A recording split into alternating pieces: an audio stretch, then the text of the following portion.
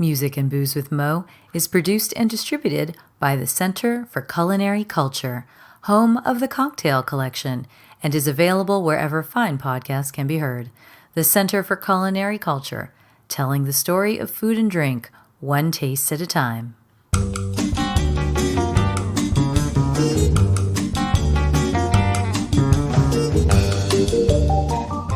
Welcome to Music and Booze with Mo. I'm Mo Herms, and I've worked in the music industry most of my life, so have met some pretty amazing musicians over the years. I also love a good cocktail, and I've encountered some really interesting bartenders as well. It seems that there's a lot of crossover, so when I can, I like to talk to musicians and bartenders about music and booze. Join us at the bar, won't you?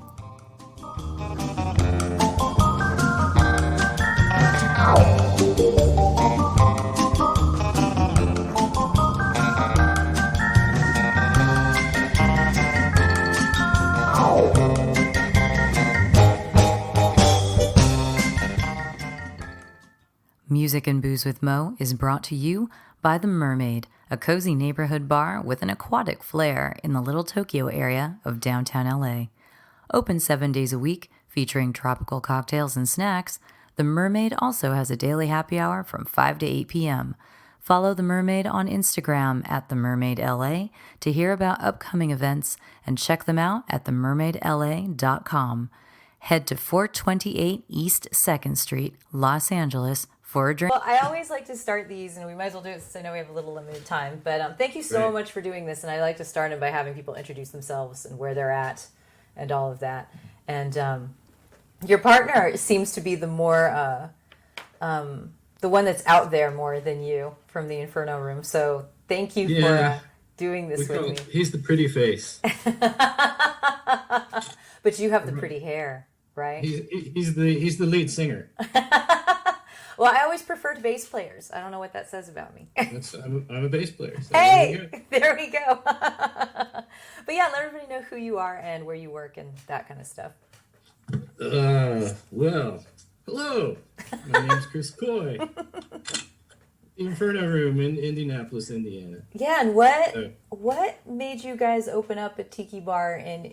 Well, you are a tiki bar, right? Yeah. Correct. I know that there's all kinds of language. At this point in time, Tiki Palace. Ooh, fancy. We've expanded, so now we have even more square footage. It's ridiculous right at this point, but yeah. Whatever. Well, have you expanded outside or inside or both? Both. Yeah. We were planning on expanding into a patio area before the shutdown, and there was about a month of, oh shit, are we still going to do this? And then decided to go ahead. But that also, there's a coffee shop next door too, so we had to take over the whole space. So we have a second bar now. Wow. Essentially. Wow. And what is your capacity now at this point during COVID? Oh, what are you guys allowed to do? I know it changes. By the time this goes live, it could be totally different. Right. Well, like Indiana's on this whole different thing, but Marion County, our county that Indianapolis is in, has a whole different set of restrictions. So I think they finally let us go to 100% outside now that it's almost winter. Yeah. We've literally got maybe 2 weeks left of that. I think we're like 75% inside. I don't know. It doesn't. Yeah. That's what's kind of been funny with us, because capacity number hasn't really affected us because we never allowed standing room in the first place. Oh. So like, well, that's good then. We were talking about it. So like, we probably never really run over half capacity technically by fire code numbers in the first place. Oh, cool. So we just had to spread out, socially distance the tables 6 feet apart. Yeah. So we lost like 4 or 5 tables, but yeah. So how are you guys doing then? I mean, during what's all that? of this, how are you doing during all of this? I mean, we're not setting any records. Yeah. But we're actually we've been pretty lucky. We're one of the lucky few that have been able to like do okay. Yeah. The new patios helped a lot. Yeah. But like I said, we've got about 2 weeks if we're lucky left of that, and then it's oh shit time again. So we'll see. See, I live in Southern California, so I can't even imagine what that. I'm like, you guys aren't all the way that high up, but I guess I can't imagine what it was. How cold it's going to get for you guys. Not quite as bad as Chicago, but yeah, right. Yeah. So how long has Inferno Room been open? We just turned 2 Okay. last That's month. what I thought. And people travel to you. I have a friend Yeah. here in LA who just was out there visiting you guys, Cool. not too long ago. And then we have another friend, Juwan, who a guy who visits Oh you guys yeah. all the time, but is kind of grounded right now because of COVID. So it must be kind of nice to be on that radar as well. You guys, Yeah, we've actually surprisingly here lately we've seen quite a bit of traveling. Just had some people from Nashville in the other day. I don't know, just all over. Everyone's getting bored and taking road trips now. oh yeah, for sure. And what inspired you guys to open up a tiki bar? Oh, that's a crazy long path. Ed and I have been friends forever. Uh, I was running one of his restaurants for like 7 years before all of this, and we slowly were getting into rum. And then the tiki thing was always kind of an interest of ours. Just when we traveled, we liked to hit tiki bars, Yeah. different things. And it was just like the more we got into the rum and the more we got into the cocktails, and it was just like you get talking. It's like I've never had a bad time at a tiki bar. Like, let's open a tiki bar. Well, And then I like to build and tinker, so yeah, I have yet to make it to the Inferno Room, but I'm intrigued by the fact that it's called the Inferno Room because I wouldn't assume that it would be a tiki bar with that name. But I think you and Ed both have kind of your musical backgrounds. I would suspect lent to that a little bit more than the tiki side of music. a little bit. It's actually the funny story behind that was when Black Market was the restaurant that Ed owned and I was running for him, and our air conditioning broke over the summer, and it was legitimately 80 plus degrees in the restaurant. It was just And terrible. humidity. Yeah, it was hell. But we decided that it was like big weekend coming up, and we had no choice. You know, it was like it was just an old building. AC couldn't keep up. But anyway, we were just like, let's just embrace it, roll with it.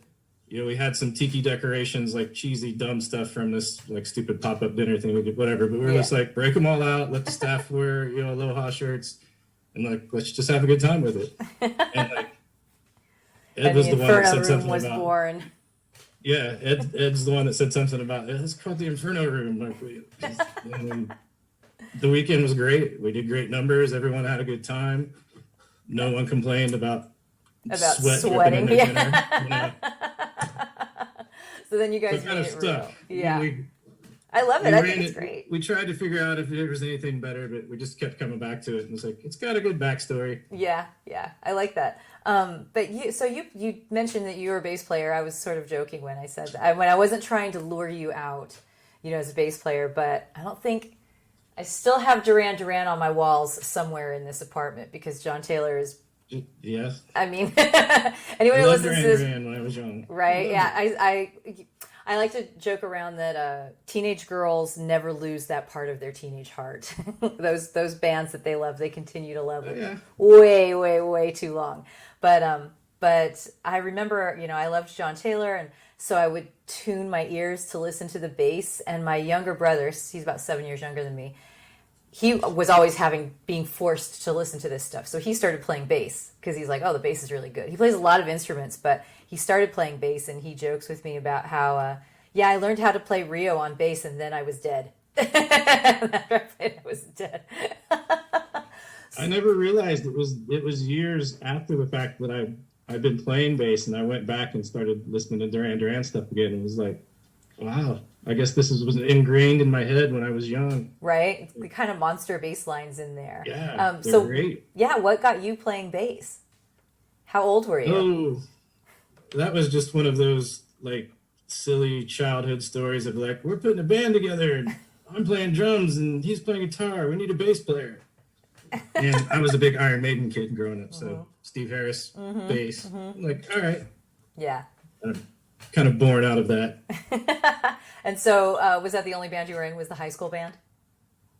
Yeah, but it stretched throughout high school, college, a few years post-college. But it was the same people all that time? Oh, that's cool. How long was that band in existence then? So from probably 91 to 2003 or 4, I guess. I don't know. Yeah, Something like that's that. cool though. That's a really long time. I mean, I'm guessing between all that, people like got married and moved back and all that kind of stuff. Not Yeah, really. lots of crazy stuff. Yeah, But you kept playing music. So, what kind of stuff did you guys play? Was it metal? a little bit. We couldn't, I don't know. We actually got some flack from the record companies because like our record was so all over the place. And they're just like, you need to write 3 more, whatever, track number 1, write 4 more of those. And they're just like, that's not what we do. He's like, but your record doesn't make any sense. One song it sounds like metal, one song it sounds like funk, one song it's just rock. It's like, I was going to that's say what in we the like. in the 90s that was totally acceptable. I mean, at least in the Yeah. first half of the 90s, that was a lot of records were like that. And so, Yeah. well, okay, so it sounds like this band actually did some stuff. So you're going to have to tell me about the history of this band that you were in. You guys evidently were put out a record. You guys sounds like you had a label. Not really. But they tried to boss you around. Isn't that having a label? Yeah, well, we piled in a van and drove to LA and played a couple showcases and ended up like on the roof of the Arista building having beverages and other assorted things and talking with one of the VPs about rock and roll stories. And Yeah. he was like giving us all this stuff, but then when it came down to like, hey, we need a little bit of money. Like, we got to pay for this record we just did. And they're just like, yeah, just go home and do some touring, sell some records. We'll talk later. So, And these were the same people who were telling you to make track 1 4 more times? yeah. Oh, yeah. Well, okay. All that fine. good stuff. Shorten our name and just, I don't know. What was the name of the band? Well, that was a long progression, too. We started off in high school as the Subliminal Pigs. Subliminal Pigs. Why does that sound vaguely familiar? And Maybe then we there's- got to college and started smoking way more weed and decided we were going to spoonerize it and make it the Publiminal Cigs. And then Mr. VP told us that Publiminal wasn't a word and radio guys couldn't pronounce it. So we needed to shorten our name. So then we ended up just being the Pub Cigs. The Pub Cigs? So how much music did you guys put out over the course of all those years? We only really put out one official record. but Yeah. And then you that just was toured back- a bunch? Yeah, just around here mainly. We never got out on the road. We were just a bunch of poor college kids. Yeah. Couldn't afford that kind of stuff. But Didn't I become mean, it was bitter and jaded after the whole, seeing the underbelly of the music industry. So yeah, I don't kind of blame took a lot you. of the fun out of it. Was it Indianapolis right across the river from no, I'm thinking of something else. I'm thinking of Kentucky, I think. How far is Cincinnati from you guys? About an hour and a half. Oh, okay, so it's not that far. Because I thought you guys had a scene at kind of that Cincinnati and you guys sort of maybe had a little bit of sharing. I'm from San Diego and then there's LA, so it was a similar kind of Right. that was where you toured, you know? You went backward like that. Cincinnati's where we had to go to see all the cool shows. Okay. Yeah, LA is where I had to go to see all the cool shows. Yeah. Or Tijuana. Indy never gets cool shows. It was either Cincinnati or Chicago. Chicago mainly, but Chicago's a pain Is in the that ass still the sometimes, case? but- Is there a music scene there in Indianapolis yet? I mean, there's a tiki bar. No. Yeah. So when did you start cocktailing then? When did you get into that whole world? Because I know Oh, that was probably, I was actually working in music retail, selling guitars, all that good fun stuff. yeah. And one of the guys I worked with, it was really funny to look back on now because they just needed a bar back, needed some help. And we were making like, I don't even remember what the hell we were making, but $10 an hour or something stupid. And I was like, oh, gee, am I going to make enough money as a bartender to live? And I worked like 2 shifts. And I was like, yeah, okay, I'm quitting the music job and I'm going to be a bartender. The horses with the ferry bring to run. The many wars, the Russian guns. And as we race toward the human wall, the screams of pain as Montgomery's fall. We hurl our bodies gently on the ground. And the Russians fire another round. We get so near, yet so far away. We will live to fight another day.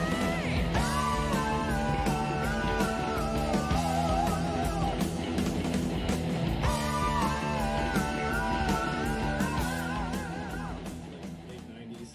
Oh wow, so you've been bartending for quite some time. Yeah, Almost as long as you've been playing music, I guess. pretty much. No, I'm pretty much retired now, though. Are you not? You don't come up with cocktails anymore? I still come up with cocktails, but I don't actually like really work shifts anymore. Yeah. I saw that you had a couple recipes in the minimalist tiki book. I'm not sure if you had them pop up anywhere else. Are you published elsewhere? Your drinks? Minimalist Tiki, Are you an easy tiki too? Easy Tiki, Easy Tiki? that just came out. Yeah, Yeah. those two mainly. Yeah. So you Yeah, definitely have it's- some cocktails under your belt that you've come up with yourself. What was that progression? You know, you were bartending. When did you first get to be the one creating, or were you fortunate enough to work at bars where they, you know, encourage that sort of thing, or how'd that come about? That actually is funny. That never really. That goes back to black market again. Yeah. And that probably wasn't. I mean, we're talking like 2010, 2011 when we started doing that. I mean, before that, I always worked in nightclubs, sports Yeah. bars. Yeah. You know. So you can make drinks fast. Yeah, it was like, you know, I remember, you know, we would make like, or you had a bottle of bitters on the back bar that nobody knew what it was for. Yeah. Kind of thing, you know. You made like 2 old fashions a year to some kid that grandpa drank one at the country club or whatever. And, Well, yeah, see, that's kind of the thing, though. I think in the 2010s, we'll say, you know, there's an argument to be made that there is no such thing as the craft cocktail anymore because that whole scene happened, and now pretty much people expect this kind of stuff from bars, you know, more often than not. But I don't know. I live on the coast. So, I mean, how was it in Indianapolis when you guys started crafting, basically? yeah, I mean, there was definitely that big explosion. And like you say, everyone expected it. Now it's kind of, we're starting to trend kind of the other direction again. You know, it's like, you know, people are getting tired of paying $14 for a cocktail, and I don't know. I like how you say that because that $14 cocktail in Indianapolis is like a $20 cocktail in LA, you know? Right. But when you say scale back, is that because of the COVID situation that we bars are finding ourselves in, or just in general? Because I've noticed that Just kind too. You know, you Just want kind of in general. Yeah. This was a pre-COVID. We were starting to see people just, I don't know, they were starting to look for simpler things again. And I don't know, it was just kind of the trend. I hate to call it a trend, but whatever. It's always cyclical. Everything is. everything is. Yeah. I mean, you can see as the you know, the swing, right? You know, there's Yeah. a big swing where people come in and they expect to have the 18 ingredients in their cocktail and not have it be a tiki drink necessarily. It's just the world's fanciest daiquiri, perhaps. You know, Yeah. this kind of syrup, that kind of syrup, and so I've been hearing this the last couple months that people are scaling back, but part of it is also a COVID thing. You don't want to have as much inventory, but I'm Yeah, curious that's- about. That's a whole different world now. Right? Yeah, totally. You're like, we can't have like all these fancy syrups that will go bad before we have a chance to use them, you know? Yeah. So you guys were noticing that beforehand. People, I mean, of course, you also have tiki drinks, which are always going to be the Yeah, original craft cocktail. I think to a certain degree we're kind of insulated from the trend of that because tiki's its own thing. Yeah, Although yeah. it has been trendy, but for the hardcore tiki files out there, you know, it's not trendy to them. Yeah, yeah. So. But they, you know, I think people coming in, if they're getting a drink that's going to have a garnish shaped like some sort of animal, they're going to expect that potentially there are going to be multiple ingredients in that drink. Yeah. So Yeah, it's kind of. I've had that debate with people too because it's kind of hard to simplify tiki. yeah, totally. I mean, that Easy Tiki book is really intriguing. What is it? No 6 or less ingredients in Yeah. there? Which to And some that's- people, that's still too much. Yeah, we had a hard time even finding a recipe for that book. Just because everything we had, we're like, this is like 8. This one's 9. This, yeah. So again, we go back to Black Market, and that's when you started kind of creating cocktails. You were the instigator of a cocktail, right? At that point. Yeah. Do you remember what your first one was? Oh man, that's tough. Maybe I should say the first one you were proud of. Yeah. Well, I know early on one of them, people still request it. It's kind of funny because it just shows you the, you know, like the whole keep it simple thing. But we did it was a bourbon, apple shrub, and maple syrup. Nice. Just simple, Sounds like Honestly, cider almost. way too sweet for me, honestly. but I mean, we're going to put it back on the menu, I think, this winter. At Inferno tweak Room? it a little bit, yeah, because people still ask for it. Like, Cool.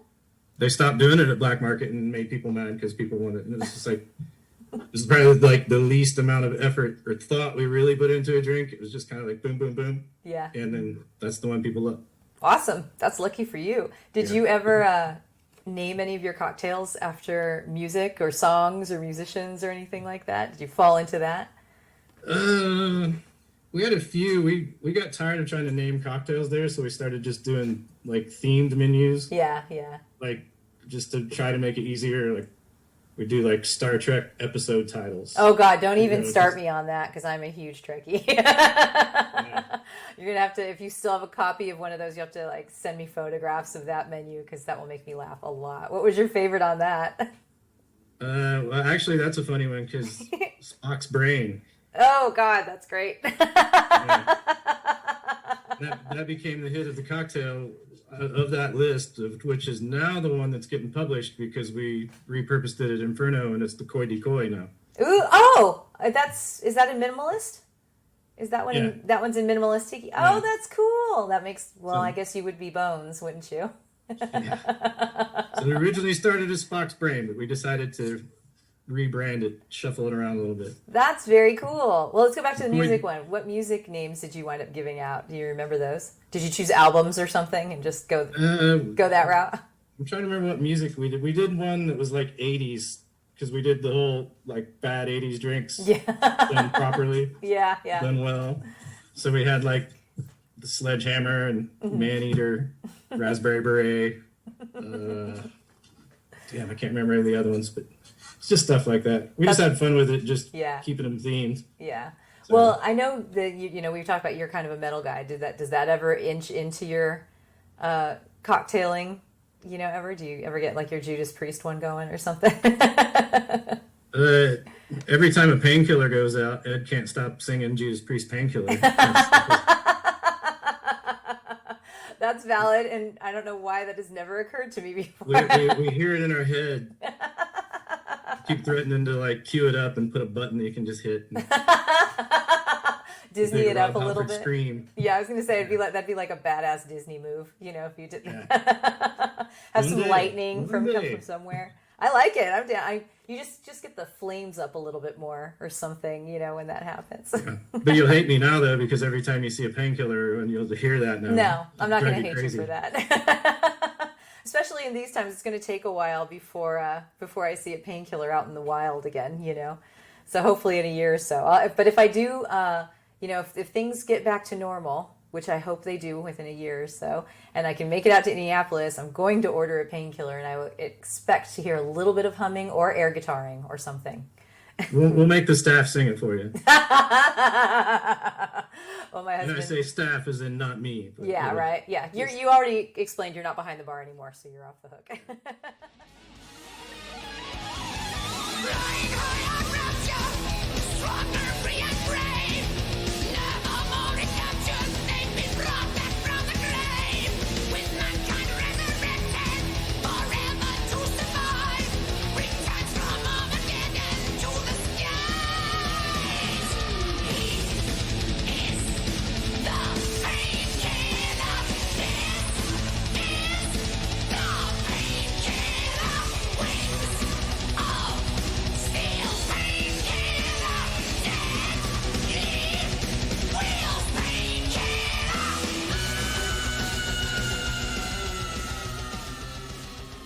I'd like to come out to the events and do some stuff. But Yeah, yeah.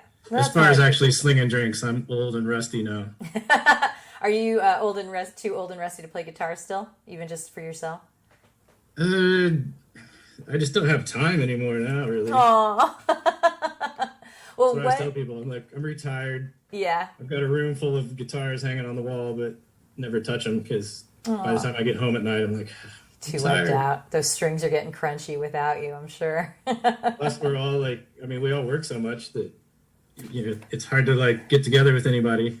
And That and jam. the fact that like 95% of the Indianapolis industry people are all bass players. So Oh no, really?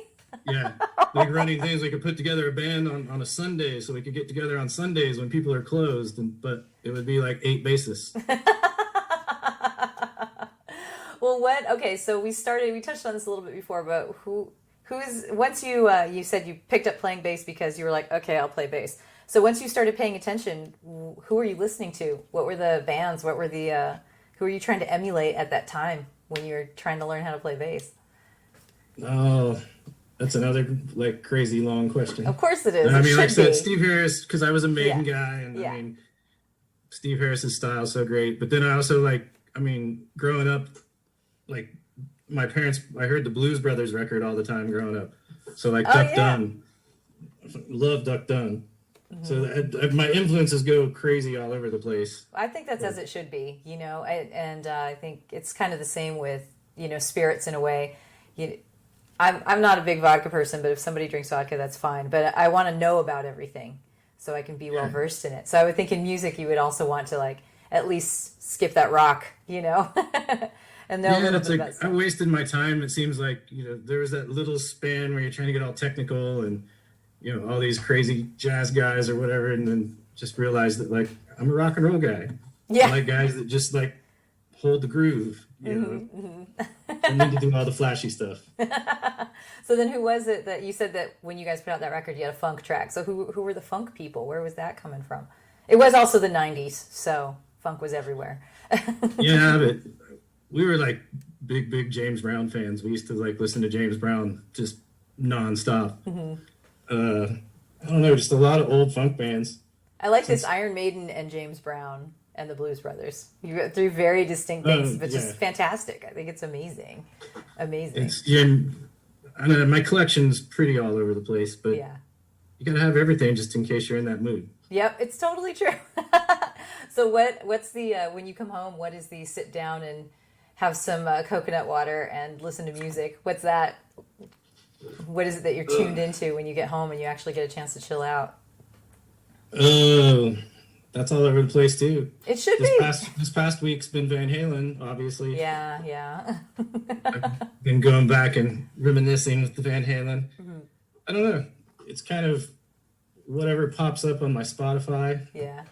What do you guys play at the bar since I haven't been there? What kind of mood do you create at the Inferno Room for people? Most of the time we're playing just like the normal Tiki soundtrack. The Pretty much. Exotica, and Exotica. the chirping birds and all that. Yeah, we'll switch, you know, as the night goes on, it gets a little more upbeat. We'll like kind of start throwing in a little more surf. Tuesdays we do reggae, just because we just do a Jamaica special night on Tuesdays. Oh, that's cool. Monday night we end up playing a lot of Afrobeat. Oh, that's awesome. That's really Yeah. awesome. I like that a lot. Yeah, I wouldn't expect that. Well, I guess you could say Calypso kind of would take you over to Afrobeat if you wanted to take that Yeah. little path. That's I awesome. tend to slide in a lot of clips though on Wednesdays. I don't know. It's just now that we've been open long enough, it's just we're all like bored with the normal Tiki soundtrack. So. Yeah. I mean, with the normal Tiki soundtrack, kind of, it's a very small genre, really. So if you're working in it 24/7, or well, you're working at 24/7, then you're going to hear the same stuff over and over and over again, and it's just reinterpretations of the same stuff. So I like to hear how people. I remember being at Latitude years ago, and they were closing up. It was Pete, I think. And they were closed. It was like their last half hour, so nobody was there. I was just there with one other person, and they put on like just death metal for the last half hour. And I was like, "There's something kind of magical about hearing this in this environment right now." There was when we were building, there was plenty of the place I was joking about. It's like the Inferno Room was built with Slayer and Clutch and lots of metal. It still happens early in the day when no one's around. Yeah, that's awesome. So do you? I guess I was going to say, what are some bands that you're liking right now? Do you even have a chance to listen to something right now that you could recommend to folks? Like if you were going to tell somebody you need to listen to this band and you need to drink this booze, what would that be? Okay, well, I'm quizzing you now. yeah, Only because when we get off here, I'm probably going to go fix myself something to drink and have a listen to something.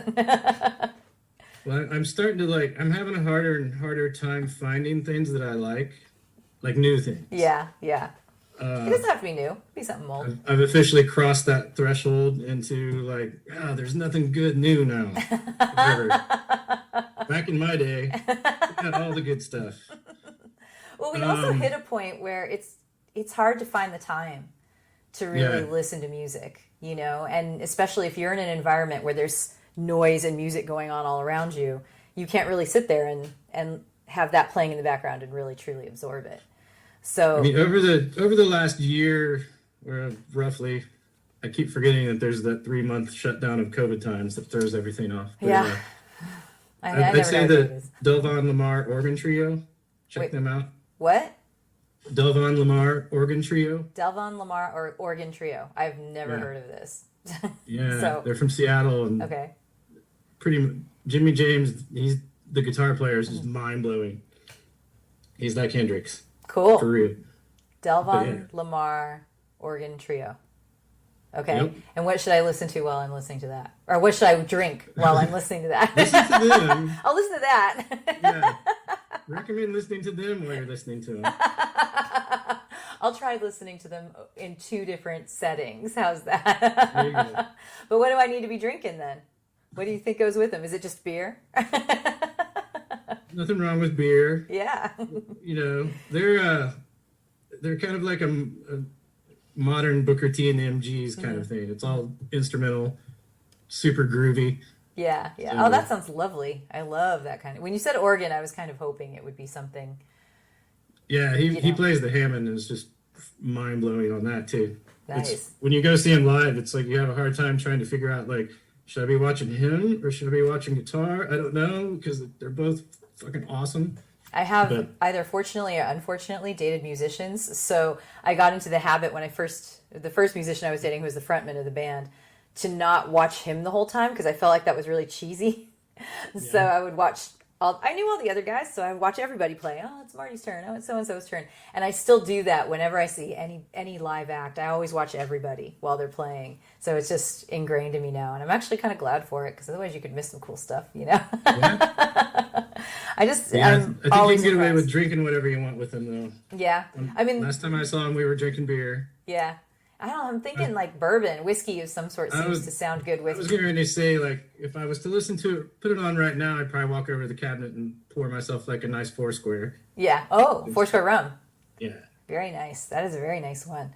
So, okay, well, let's talk about, how, I remember when we were writing, you're like, oh, I could have a lot to talk about. And I think this is probably just about surviving COVID, surviving this coronavirus period and everything. But I'm glad to hear that you guys are hanging in there, at least. You know, that you have the capacity. We're hanging in there. Ed lost 2 of his restaurants. I know. I saw him post about that. Last month, yeah. So, I mean, it's, you know, we're doing okay, but there's still that reminder. Too?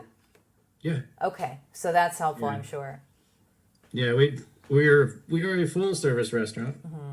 Which we're actually trying to kind of focus a little more on now, even too, just in case we have to pivot back and start doing to-go carry-out.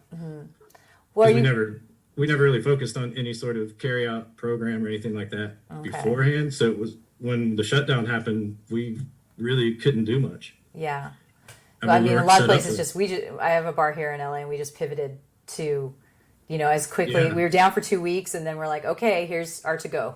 Here we go. You got burgers. You got tater tots. Here we go. Love your bar. Oh, have you been? Yeah. Oh. Last time I was there, I don't even remember leaving. Well, then we did the job right. Yeah. But yeah, I mean, it's. I remember talking to my partners. I'm like, I do not want food. Oh God, I don't want to have food. And then, you know, came around, and now they both tease me. They're like, aren't you glad we have food? I'm like, I'm so glad we have food. You know. Because it'll help us get through. I mean, it's a pain in the ass that sometimes you don't want to deal with, but in Indiana you have to have food by law. So yeah. Oh, at any bar? Yeah, so we have no choice. Oh, okay. So, but coming from restaurants, and Ed had his other restaurants, when we opened the Inferno Room, people expected us to be a restaurant. Yeah. So we fought that a little bit at first, but actually now we're trying to be a restaurant again. So hell, we don't know what we're doing. It's different all the time, right? I mean, it's seriously every other week there's something new. Well, I mean, honestly, it really is now, because we're in such uncharted waters as far as, I mean, no one knows what 2 weeks from now is going to be like. Yeah, you know? I have no idea what a fall or winter in Indiana is like. What is that? You guys are full snow action? Yeah, Is that what happens it's to you? snowy and cold. Just like And- everywhere else except where I live. You're right. So, well, the mountains, I can see snow on the mountains sometimes, so I'm just down below. But so that means that you guys, it's going to be delivery probably at that point. We'll see. I mean, so far, we've been able, like I said earlier, we've been able to spread everybody out enough because we have so much square footage. Yeah. We've been lucky, following all the protocols. We've actually had a lot of people tell us that, like, this is my first time out someplace, and I really appreciate it. Thank you, because we felt safe here. Oh, And good. so That's awesome. we've really strived for that because, I mean, we want the customers to feel safe. Yeah. We Do want a people safe have environment to? for our staff. Oh, no you know. shit. I mean, that's the thing with all of this. My sister has been working in hospitality for 30 years as well. That's the thing about it is when people start throwing attitude around, it's like, listen, just think about other people, and you want to keep them safe. You want to keep everybody safe, your customers, but your staff more importantly, because they're having to interact with so many people on a daily basis, and you have no That's the idea. problem. No idea where those people have been.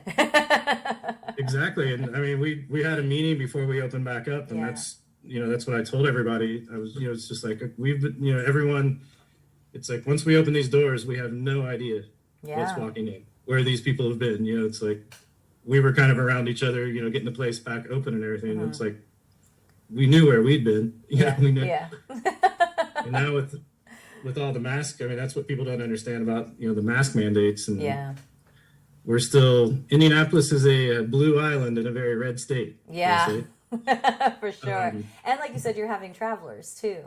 Yeah. So, when you get travelers, and, I think people forget in California, they assume it's blue, and it is blue, but there's a lot of red throughout California as well. We have a lot of rural areas and such. So, it's always a 50-50. We still got a lot of people that just feel it's their rights not to wear a mask. Yeah. So you guys have to kick those people out? pretty much. Yeah. I mean, it's the last debate that I had on this with someone, I told her, I was like, she was like, you're going to deny me my rights? And I'm like, well, if you want to put it that way, yes, I am. But I'm thinking about the safety of my staff, and it's like, you're denying them their rights to. Yeah, exactly. Live, It's sort of like, this is still a privately owned business. So, I can allow in whoever I like, and you are not going to be one of those people. It's a drag that it has to go there. I will say though, 95% of our core clientele are really awesome and respect that and everything. That's it's fantastic. Saturday nights. Yeah, Saturday I know. night, And Saturday nights are always a problem, right? COVID or no COVID. You start telling all these stories about these arguments, and it's like, oh wait, that was Saturday. Oh, that one was a Saturday too. I had a gentleman that told me that he survived cancer, so he was not wearing a mask. Really? Yes. Wow. So I congratulated him on On surviving cancer. and I was so glad to have him here with us. But you're gonna have to wear a mask, please. Yeah, totally. That makes absolutely no sense. What? But whatever. I digress. I told you I wasn't going to do this. No, you can totally do that. I mean, I'm sitting there going, if I survived cancer, I would definitely be wearing a mask because, You would think. that is my feeling. You've gone through some stuff, you don't want to risk that again. But yeah, but that's reality. I mean, we can totally digress because that's what we're living in right now. It's a strange world out there, and it just feels like every day is a new challenge sometimes. The news cycle being as quick as it is, and then various state mandates, all over the place. Hospitality is feeling very, it's in all over the world. I've seen folks like in London, they're like, oh, so we have to close at 10 o'clock. What difference is that from midnight when we used to close? Because everyone's just showing up earlier and drinking. That's the one that's killing us. We have to close at midnight. We're, I guess, at least lucky to be open till midnight. But do you guys get to open earlier in the day? Yeah, we started opening at 2:00 in the afternoon on Saturdays to try to, which has been awesome. Yeah. Well, the weather's been nice, but Yeah. at midnight though, we're literally Friday and Saturday nights we're kicking out like a full restaurant full of people at midnight. Oh God. Literally watching thousands of dollars in sales just disappear. And they can't, it's like, if they could show us the data that says we're doing good by closing at midnight, then hey, awesome. Yeah, and that's all, all of that is It's different state to state. I mean, we actually get to be open till midnight or 1. I think we could be open till 2 still if we wanted to. But we're closing around midnight 1. We're noticing that's when people are leaving. Because, here, I don't know so much where you are.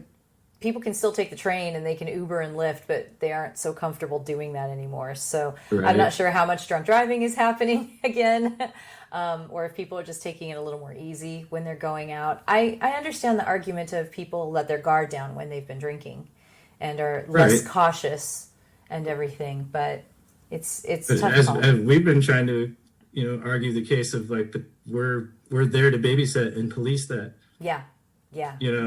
and when we're cutting everybody loose at midnight, Yeah. basically they're trying to go after the 20 to 29-year-old demographic that the numbers started spiking in because quote unquote they're the ones that go out after midnight. Yeah. They're going to house parties. Yeah. They're just totally. going and nobody's wearing a mask there. Nobody cares. It's they don't understand. I think they're making it worse, but Yeah. whatever. But to go to the house parties. And we get that here in LA too, because people are like renting houses and having big parties Yeah. up there. And so to the point where the mayor said, we're going to cut off the power to houses that do that. And I'm like, by the time they find out, No, right. everyone's already spit on each other. It's all toast. It's just ridiculous. The whole hospitality industry, we've been scapegoated as, Oh. Yeah, for being sure. the cause of all this, and they can't sure. prove it.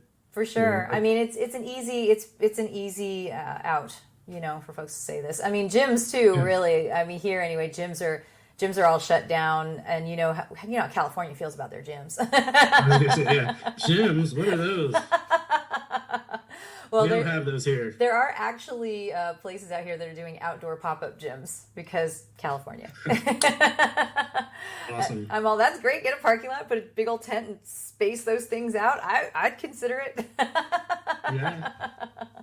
So, okay, we've actually been chatting for like 40 minutes, so I thought maybe we could wrap it up. I don't know if there's anything you wanted to tell people, like the social media. You guys have merch people can buy if they want to help support or anything like that? What's out Yeah, there? you can go to our website. We've got a merch page on the website. T-shirt, mugs, cards, The whole thing. all that good stuff. Who makes your mugs? The one we have right now is from Tiki Farm. Mm-hmm. Kenny Ruzick designed it. Oh, cool, yeah. So it's kind of wild looking. Oh yeah, Yeah. totally. He does. He's kind of our house artist. He does like our menu art, and he's done some posters. He did our zombie glass, Yeah, all that stuff. very cool. And what's the website for the Dante?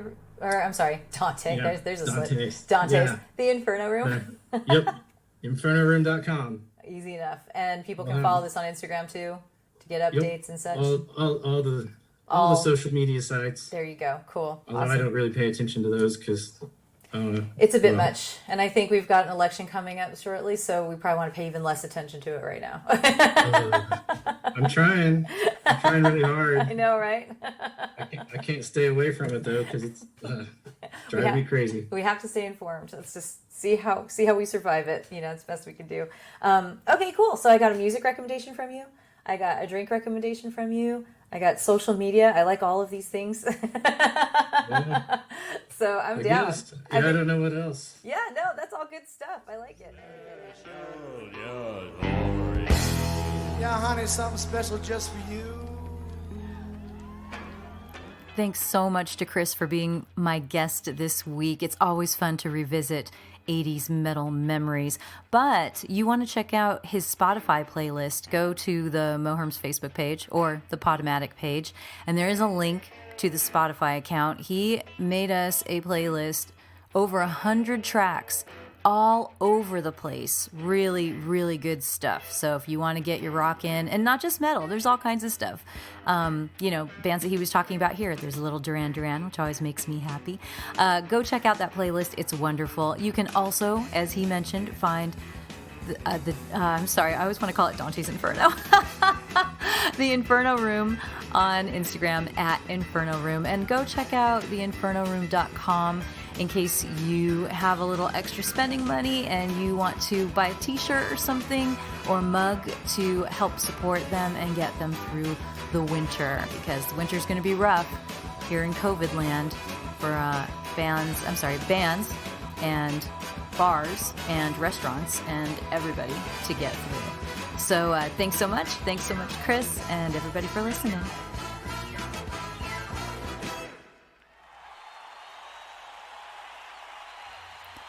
Music and Booze with Mo is brought to you by Barkeeper, a head shop for cocktail lovers, located at 614 North Hoover Street in Silver Lake, Los Angeles.